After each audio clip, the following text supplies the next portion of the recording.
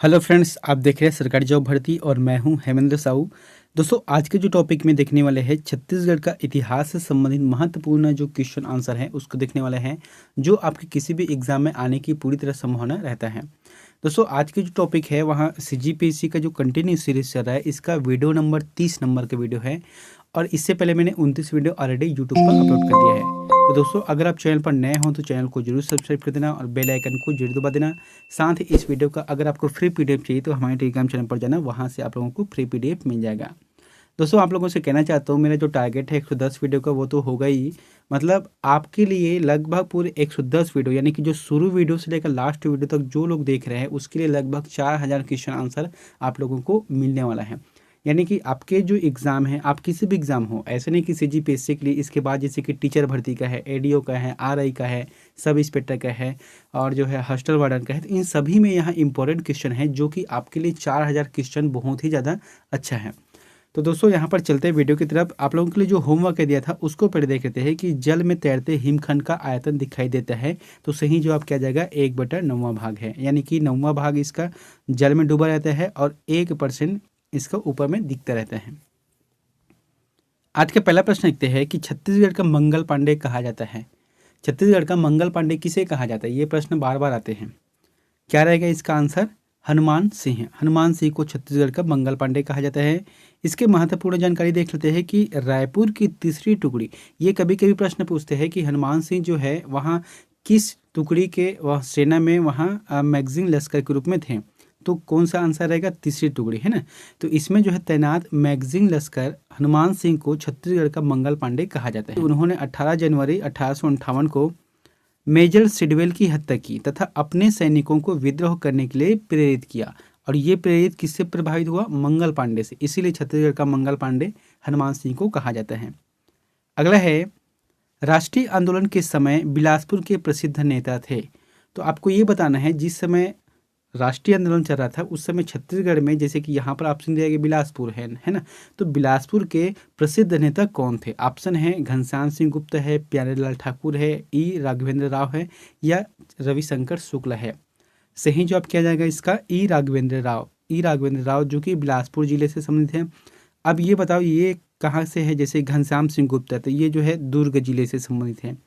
प्यारेलाल सिंह ठाकुर जो है राजनांदगांव से संबंधित है।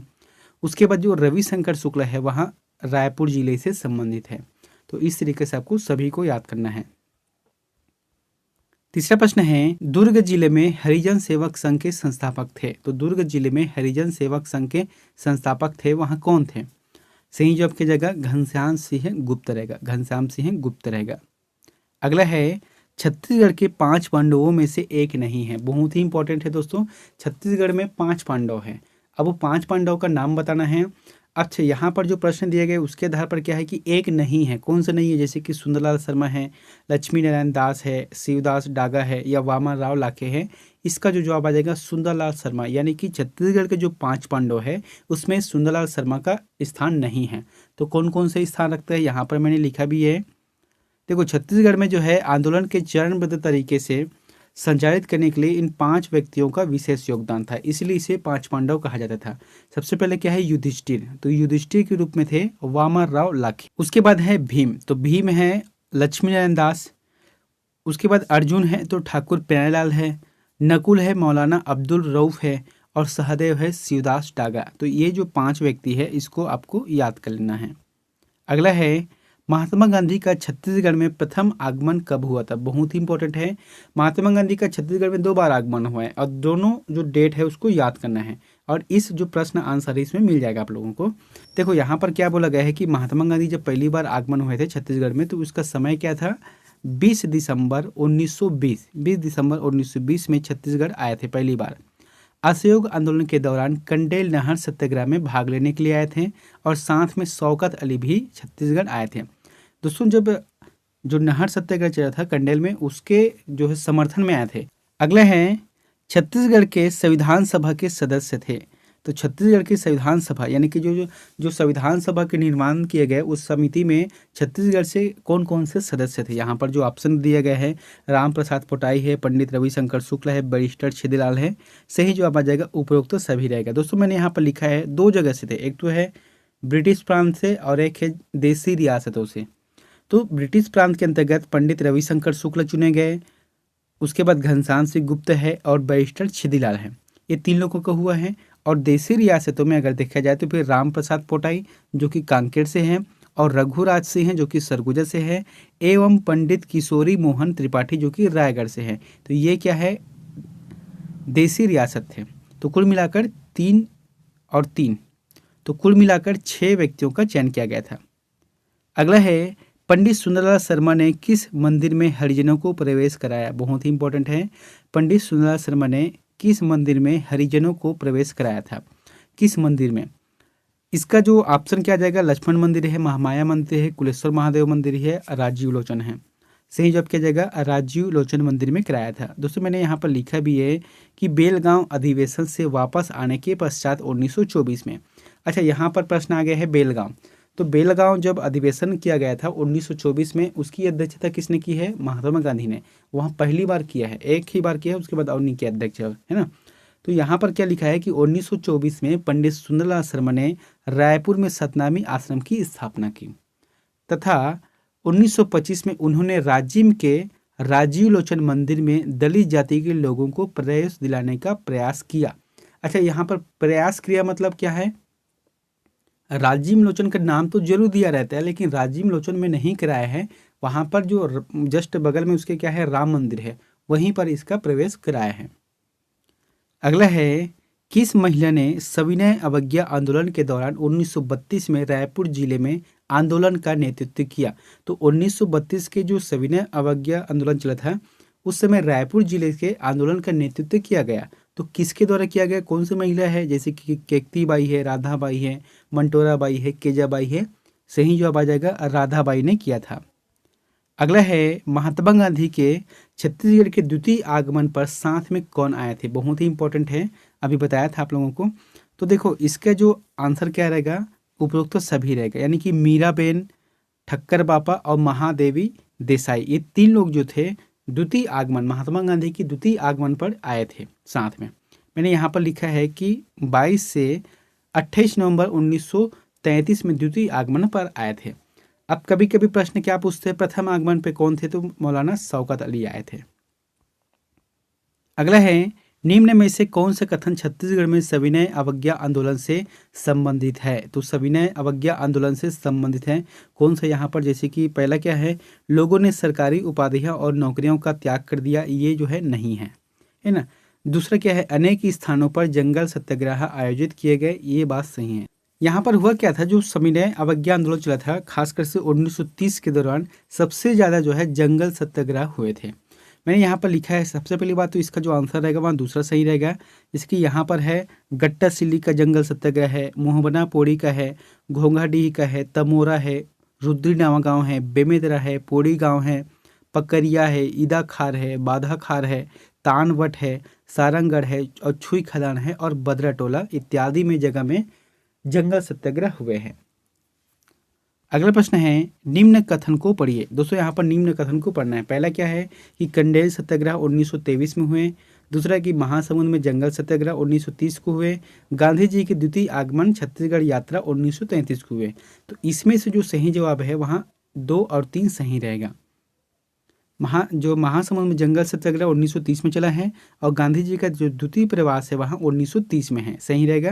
लेकिन जो कंडेल सत्याग्रह है 1923 में नहीं चला है, 1920 में चला है, जिसका नेतृत्व छोटे बाबूलाल श्रीवास्तव, सुंदरलाल शर्मा और नारायण राव मेघावाले ने किया है। अगला है, छत्तीसगढ़ का गांधी किसे कहते हैं। तो छत्तीसगढ़ का गांधी किसे कहा जाता है।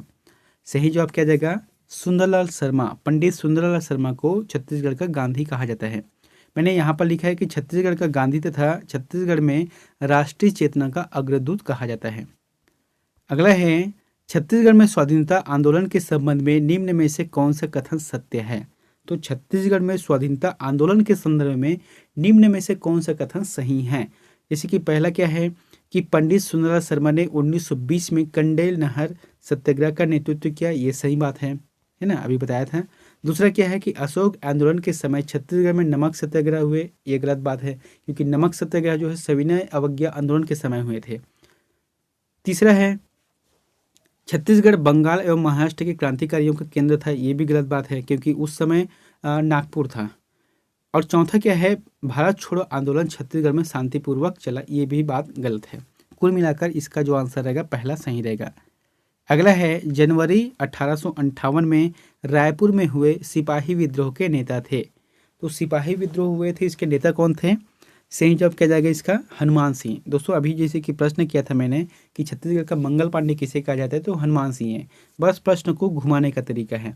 वही है सिपाही विद्रोह जिसे हनुमान सिंह ने किया है, जिसे मंगल पांडे कहा जाता था। 18 जनवरी 1858 में रायपुर में हुए सिपाही विद्रोह का नेतृत्व किया था। अगला है, 1857 की क्रांति के समय रायपुर के डिप्टी कमिश्नर कौन थे? बहुत ही इंपॉर्टेंट है कि 1857 की जो क्रांति हुए उसमें रायपुर के डिप्टी कमिश्नर कौन हुए थे? सही जवाब क्या जाएगा? Captain Elliot. कैप्टन इलियट यहाँ के डिप्टी कमिश्नर हुए थे। अगला है, सविनय अवज्ञा आंदोलन के दौरान छत्तीसगढ़ में निम्न में से किस जंगल सत्याग्रह में पुलिस ने बर्बरता दिखाई है? अभी बताया था जैसे कि सविनय अवज्ञा आंदोलन चला है, उस समय खासकर छत्तीसगढ़ में विभिन्न जंगल सत्याग्रह हुए। उसमें से एक सत्याग्रह ऐसे है जहां पर पुलिस ने बर्बरता दिखाई है। सही जवाब क्या जाएगा? रुद्री नवागांव। देखो यहाँ पर हो क्या रहा था, अगस्त 1930 में धमतरी के रुद्री नवागांव में हुए जंगल सत्याग्रह में सत्याग्रहियों की अत्यधिक भीड़ है ना, अत्यधिक भीड़ हो गए थे। इसीलिए क्या किया, पुलिस ने सबसे पहले डंडे बरसाए, उसके बाद नहीं बना तो फिर गोली चला दिए। अब गोली चलाने से क्या हुआ कि सिंधु कुमार, दोस्तों यहाँ पर दो नाम है, इसको याद रखना है, सिंधु कुमार है और एक है रुलू। सिंधु कुमार और रुलू नामक व्यक्ति का मौत हो गया। अगला है, छत्तीसगढ़ की निम्न में से किस रियासत ने भारतीय संघ में विलीनीकरण के बाद भी कृषक आंदोलन जारी रखा? तो छत्तीसगढ़ का जो है भारतीय संघ में विलीनीकरण, यहाँ पर एक चीज प्रश्न बनता है कि विलीनीकरण किसने कराया? तो फिर आंसर क्या रहेगा? केंद्र में सरदार वल्लभ भाई पटेल और राज्य में पंडित रविशंकर शुक्ला। इन दोनों ने मिलकर जो है छत्तीसगढ़ के जैसे कि जो रियासत है उसे एक करने का प्रयास किया है। लेकिन इसी में से एक ऐसे रियासत थे जहाँ पर कृषक आंदोलन जारी रहा। इसका जो जवाब क्या जाएगा? शक्ति। दोस्तों छत्तीसगढ़ में जितने भी रियासत हुए 14 रियासत में से जो है शक्ति है सबसे छोटा रियासत था और यहीं पर जो है कृषक आंदोलन जारी था। मैंने यहाँ पर लिखा है कि 1947 में भारत की स्वतंत्रता के पश्चात भी शक्ति के शासक कौन थे? लीलाधर को कृषि नीतियों के खिलाफ वहाँ के किसानों और गौंटियों ने विद्रोह किया था, तो इसको याद रखना है। अगला है, रायपुर में वानर सेना की गतिविधियों का प्रमुख केंद्र था। तो रायपुर में जैसे कि वानर सेना है, वानर सेना का गठन किया गया था। अब उसका जो है गतिविधि का केंद्र कहाँ पर था? इसका जो आंसर किया जाएगा ब्राह्मणपारा। रायपुर के जो ब्राह्मणपारा है वहाँ पर इनका गतिविधि केंद्र था, इन लोगों का समझो ऑफिस था। यहाँ पर मैंने लिखा है कि यति यतनलाल ने वानर सेना का संचालन किया है और नेतृत्व बलिराम दुबे आजाद ने किया था। अगला है, निम्न में से किसने भारतीय राष्ट्रीय कांग्रेस के 1907 के सूरत अधिवेशन में छत्तीसगढ़ का प्रतिनिधित्व किया था? तो जो है 1907 का जो सूरत अधिवेशन हुए हैं उसमें छत्तीसगढ़ का प्रतिनिधित्व किसने किया है? सही जवाब क्या जाएगा? सुंदरलाल शर्मा। सुंदरलाल शर्मा ने किया था। उस समय रविशंकर नहीं आए थे, एक्टिव नहीं हुए थे वहाँ राजनीतिक क्षेत्र में। दोस्तों मैंने यहाँ पर लिखा है कि गुजरात की शहर है सूरत, तो वहाँ पर जब सूरत अधिवेशन किया गया उस समय छत्तीसगढ़ की तरफ से नेतृत्व किया है पंडित सुंदरलाल शर्मा ने। और दोस्तों आप लोगों को याद भी होगा कि सूरत अधिवेशन 1907 में हुआ था जिसमें गरम दल और नरम दल कांग्रेस दो भाग में बढ़ गए थे। अगला है, मध्य प्रांत में जुलाई 1937 में गठित खरे मंत्रिमंडल में पंडित रविशंकर शुक्ल को कौन से विभाग दिया गया? तो फिर जब मध्य प्रांत का जब गठन किया गया 1937 में, उस समय जब खरे मंत्रिमंडल में पंडित रविशंकर शुक्ल को कौन से विभाग दिया गया था? इसका जो जवाब किया जाएगा शिक्षा मंत्री बनाए गए थे। मैंने यहाँ पर लिखा है नारायण भास्कर खरे जो कि मुख्यमंत्री बने थे और रविशंकर शुक्ल शिक्षा मंत्री बने थे और घनश्याम सिंह गुप्त विधानसभा अध्यक्ष चुने गए थे। अगला है, छत्तीसगढ़ में जंगल सत्याग्रह का स्थान तथा जिला सुमेलित नहीं है। दोस्तों यहाँ पर बताना है जैसे 4 ऑप्शन दिए गए हैं, एक तरफ है जंगल सत्याग्रह है, उसके जस्ट अपोजिट में है उसके जिला है, सुमेलित कौन सा नहीं है इसको देखना है। जैसे कि रुद्री नवागांव ये धमतरी जिला से है, ये सही है। उसके बाद है तमोर जो कि महासमुंद से है, ये भी ठीक है तमोरा। है ना। कटघोरा कोरबा से, ये भी ठीक है। गट्टासिल्ली जो कि जांजगीर चांपा से, ये बात जो है गलत है ना। यहाँ पर जांजगीर चांपा नहीं आएगा, यहाँ पर धमतरी रहेगा, तब जाके सही रहता। फिलहाल जो प्रश्न पूछा गया उसके आधार पर चौथा सही रहेगा। अगला है, छत्तीसगढ़ के कलचुरी राज्य का प्रमुख लगान अधिकारी का पद नाम क्या था। तो छत्तीसगढ़ में जो कलचुरी शासक हुए उसमें से जो लगान अधिकारी हुए उसका नाम क्या था। सही जवाब क्या जाएगा, महाप्रमात्री। महाप्रमात्री इसका आंसर रहेगा, जो कि एक लगान अधिकारी होता था। दोस्तों जैसे कि यहाँ पर 3 और ऑप्शन है, इसमें देख लेते हैं कि ये कौन कौन से विभाग के अंतर्गत आता था। जैसे कि एक है महाबलाधिकृत। महाबलाधिकृत जो है मुख्य सेनापति को कहा जाता था। उसके बाद है महाछपटिलिक जो कि राजस्व विभाग थे, और एक है महासंधि विग्रह जो कि विदेश विभाग थे। तो कुल मिलाकर इसका सभी को अर्थ को जानना भी है। अगला है, कौन से कलचुरी राजा ने पहली बार सोने के सिक्के छत्तीसगढ़ में चलाए थे। तो छत्तीसगढ़ में जो सोने के सिक्के हैं कौन से कलचुरी शासक ने चलाए थे। इसका जो जवाब किया जाएगा, जाजल्यदेव प्रथम। जाजल्यदेव प्रथम ने सोने के सिक्के चलाए थे। दोस्तों इसके बाद हम देखे थे कि रतनपुर कलचुरी के सबसे शक्तिशाली शासक हुए थे जाजल्यदेव प्रथम। इन्होंने जो है अपने नाम से सिक्के जारी करवाए, जिसके एक तरफ है श्रीमज जाजल्यदेव व दूसरी तरफ थे गजा सरदुल अंकित किए गए थे। तो इस तरीके से अपने नाम से इन्होंने सोने के सिक्के चलाए।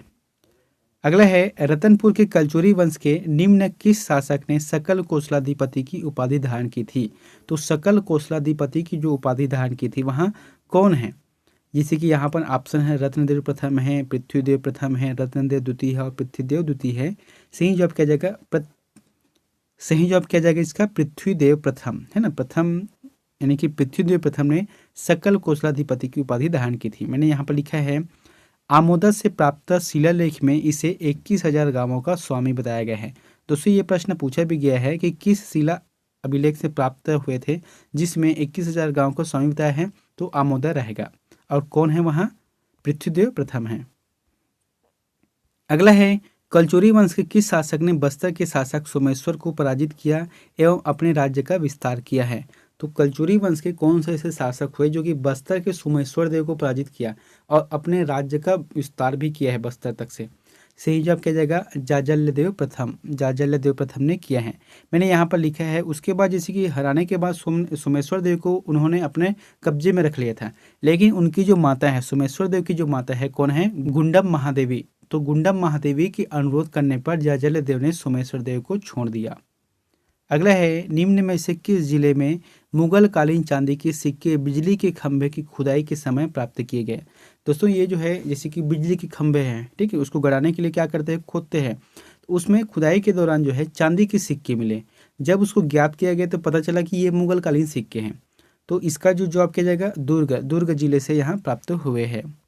अगला है, इस राज्य की संत परंपरा में निम्न पंथ नहीं आता। जैसे कि छत्तीसगढ़ है, अब छत्तीसगढ़ में विभिन्न पंथ है, संत है, तो इस संत परंपरा में कौन से पंथ नहीं आते। जैसे कि बैरागी पंथ है, तो छत्तीसगढ़ में बैरागी पंथ चलते। जैसे कि मैंने आप लोगों को शायद बताया भी था, जो कवर्धा जिले है और राजनांदगांव के जो उत्तरी हिस्से हैं, इस साइड क्या है, बैरागी वंश से था। क्यों, क्योंकि उसका जो एक पंथ ही था। उसके बाद रामनवमी यानी कि राम को मानने वाला, ये तो हो गया। उसके बाद कबीरहा, तो कबीरदास जी को मानने वाले बहुत है छत्तीसगढ़ में। लेकिन जो है वारकरी इसका कोई जगह उल्लेख नहीं मिलता, इसलिए जो इसका आंसर रहेगा चौथा रहेगा। अगला है, निम्न में से किस स्थान पर कलचुरियों ने सर्वप्रथम इस राज्य में अपनी सत्ता स्थापित की। तो कलचुरियों ने सर्वप्रथम इस राज्य में अपनी सत्ता स्थापित की, कहाँ पर की है, तो मान में किया था। मैंने यहाँ पर लिखा है कि कलिंग राज्य ने छत्तीसगढ़ में कलचुरी शासक स्थापित किया तथा तुम्बान को अपनी प्रारंभिक राजधानी बनाई थी। अगला है, इस राज्य का प्रथम मराठा शासक कौन था। तो प्रथम मराठा शासक कौन था यहाँ पर, जैसे कि भास्कर पंत है, वेंको जी है, बिम्बा जी है, महिपत्र राव है।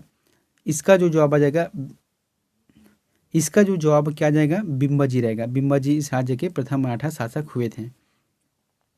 मैंने यहाँ पर लिखा है कि 1758 में छत्तीसगढ़ में प्रत्यक्ष मराठा शासन स्थापित होने के बाद बिम्बाजी भोसले को यहाँ का प्रथम मराठा शासक नियुक्त किया गया था।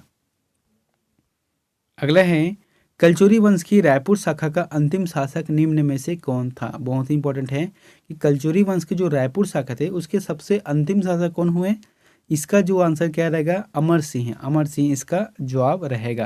दोस्तों मैंने यहाँ पर लिखा है कि रायपुर कलचुरी वंश का अंतिम शासक अमर सिंह था, जिसे 1750 में रघुजी प्रथम ने पराजित किया। अगला है दोस्तों, यहाँ प्रश्न आप लोगों के लिए होमवर्क है, तो इसका आंसर प्लीज कमेंट बॉक्स पर जाकर जरूर कमेंट करें।